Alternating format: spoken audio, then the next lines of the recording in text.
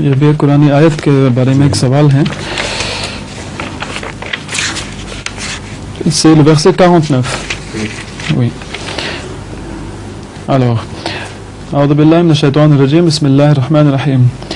يوم تبدل الأرض غير الأرض والسماوات وبرزوا لله الواحد القهار.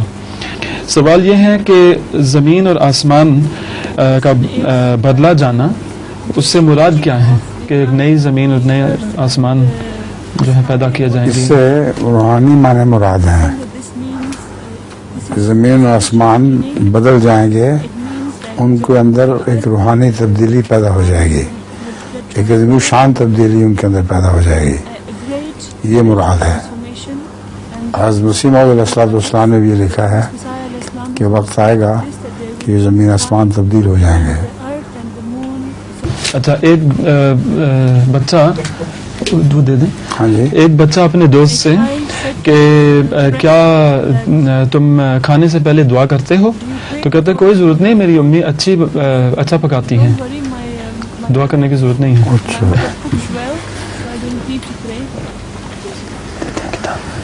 مجھے یہاں ہندوستان میں واقعہ پیش آیا کہ میں ایک جگہ مہمان گیا ہوا تھا. وہاں جب کھانا کھانے لگے تو ہماری جو مہمان نواز عورت تھی اس نے کہا کہ تم کھانا شروع کر دو، بے شک ہم تو پہلے گریس پڑھا کرتے ہیں.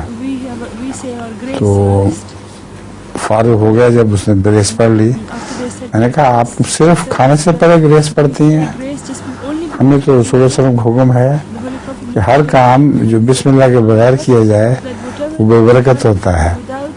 جو بھی ہم نے کام کرنا ہو، کپڑا پہننا ہو تو اس پہ بھی بسم اللہ پڑھتے ہیں. تو اس طرح اس کے اوپر اسلام کی فتح ثابت ہوئی.